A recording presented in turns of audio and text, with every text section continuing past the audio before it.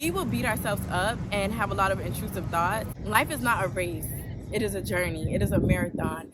And sometimes we're going to stumble. Sometimes we're going to fall. When you are tired enough and when you are serious enough, that's when you will change. That's when you will improve, because it's in those moments of being knocked down, of being burdened, of Is it how you move, how you smile, how you captivate everything, how that body move, pretty eyes, got it all, you killing the scene. I want you to be Greetings, my amazing A-listers, and welcome to another beautiful day with A. I am so grateful to be here, and I trust that you all are well. If you are new, my name is A, and I'm your favorite mindset and meditation mentor. Here at Experience A-List, I help women reclaim their self-worth by putting themselves first, by creating self-fulfilling routines through meditation and accountability sessions.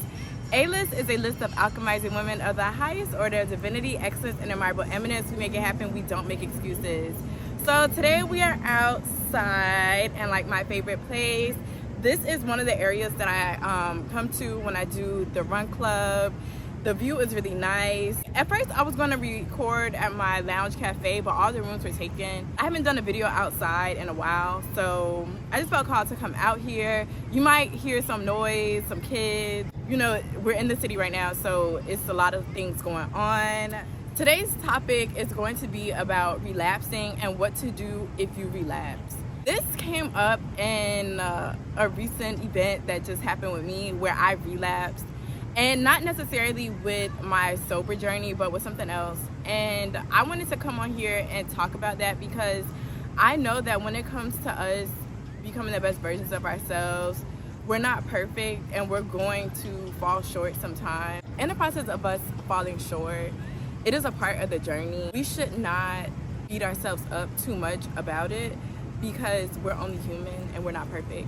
When we relapse, it's important for us to be aware of what happened and to analyze it. Ask yourself why, be honest with yourself, and be able to be vulnerable, because sometimes we'll feel ashamed about why we did certain things and we'll try to mask it, be like, okay, well, it didn't mean that, or no, I didn't mean it in that way. No, just be honest and allow yourself to analyze what happened and why. A great way of me analyzing my relapses and figuring out why I did it is journaling. And then of course, meditating, being outside, which is a big part of why I'm outside today, because sometimes we'll be so stuck in our heads, and especially if we're just in the house or just boxed in, we will beat ourselves up and have a lot of intrusive thoughts. Of course, you want to be better. Of course, you want to be the best version of yourself. But in order to do that, you have to be able to be vulnerable with yourself. You have to be able to be truthful with yourself. You also have to be able to release that energy. Okay, so I have a quick story time on a time that I relapsed. You all know that I'm into fasting. A particular fast that I like to do is 36-hour water fast. And I'm very good at that. I've been doing that since August of 2022. I like to do it like once a month. But there was this one time where I did it, well, I was trying to do it. And after about 24 hours, I'm gonna say, I gave in and I relapsed.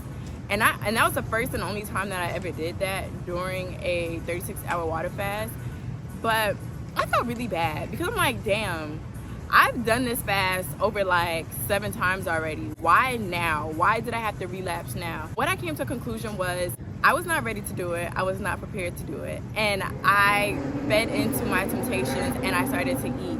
And it made me feel bad, but in that relapse, in that moment, I realized that instead of spontaneously saying that I'm gonna do a 36-hour water fast, prepare for it next time. Because sometimes we'll be in our head and overly optimistic about achieving a goal, and then we don't realize what it takes to obtain that goal. And for me, even though that I've done it multiple times, that was not the time for me to do it. That wasn't the right time. And so I ended up doing it, I think, a month later, and I was successful at it. And I did it a few times after, but I actually prepared to do it. And as bad as I felt about relapsing, because I only had like 12 hours left in it, I just took it as a learning lesson to do better moving forward. And I encourage you all to do the same. Moreover, this ties into our first point, but our second point is give yourself grace and do better. Like I said, we could be our own worst critic, and we could just sit here and talk down on ourselves and kind of curse ourselves and be like, damn, why am I so stupid? Damn, why I did that? Like, I'm always messing up. I'm always doing this. Like, just negative self-talk. And that literally does not help you in your growth. that actually puts you more into a rut. That actually keeps you into a lower vibration. But you have to give yourself grace in times where you do relapse, because these are all experiences. Like I said, we are not perfect. We're going to mess up, and that is a part of the journey. That's a part of the growth. Life is not a race. It is a journey. It is a marathon. And sometimes we're going to stumble, sometimes we're going to fall, but the important thing is to learn from it and to pick back up and keep going. Another example that I would like to tie into that part of giving yourself grace, and ladies, I know you all can relate to this. If you said that you were embarking on a celibacy journey, and you'll find yourself going at a good streak, whether that's months or years, and then you have this one moment where you just give into it, that could be very devastating. In those moments, it's like, damn, I really broke my promise to myself. I really broke my promise to God. And in those moments, you have to just really think about it, like, why did I give in? How can I do better next time? Standing strong on those boundaries, because yes, that is a very sacred part of ourselves, but we are human. Sometimes we feed into our flesh. And I know for me, when I've had those moments where I've slipped up and I'm like, wow, why did I do that? It wasn't worth it. It wasn't with somebody that I want to be with or that I really see myself to be with. So why did I do it? Sometimes it's temptation. Sometimes you just give in. Sometimes you're under the influence. There's just many variations of it. But to be aware of that and to give yourself grace through that. There's nothing worse than beating yourself up, cursing yourself, constantly digging a deeper hole of depression, of disappointment. Through the times where you do fall short, in that grace, you need to validate yourself, validate your feelings. Like, yes, I do feel bad that I did this, but it's not the end of the world. I can pick up, I can continue on, I can move forward. And that is a part of giving yourself grace. Not that you're dismissing the mistake that you did, but you're allowing yourself to learn and grow from that experience. Remember who you are and know that you are still growing.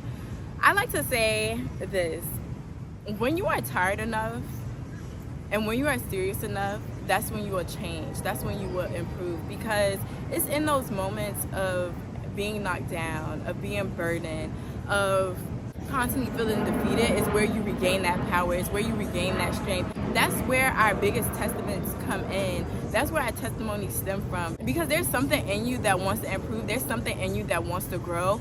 And a lot of that stems from those disappointments. A lot of those stem from those relapses. You know where you want to go. You see the road ahead. You see the end goal. And it's just about getting there. It's about picking yourself up and not just sitting there and staying stuck.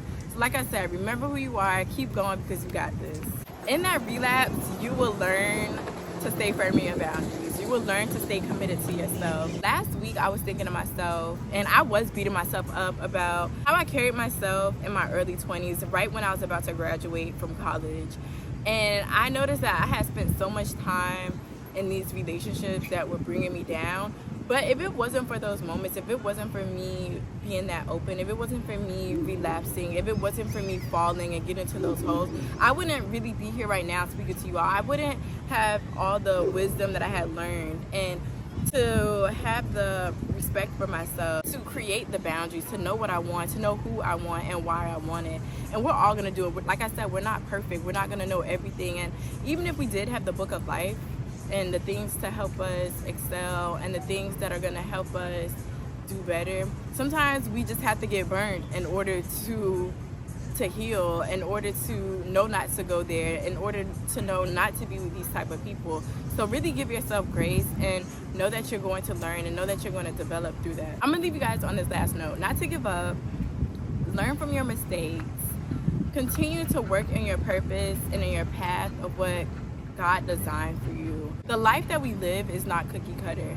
And so don't box yourself in. Don't limit yourself to just one way of being, because I like to say I can't just be one way, but I'm many ways in one. And through that, you will be able to find your way, to find what works for you, find what feels good for you, find what benefits you. Our lives are about us, not to be selfish, but to be self-full, and to learn ourselves, to learn our boundaries, to learn our weaknesses, to learn our strengths, to hone in on those key aspects to become that better version of ourselves. And in that, we could pass that down to our generations of offspring and the people that are around us.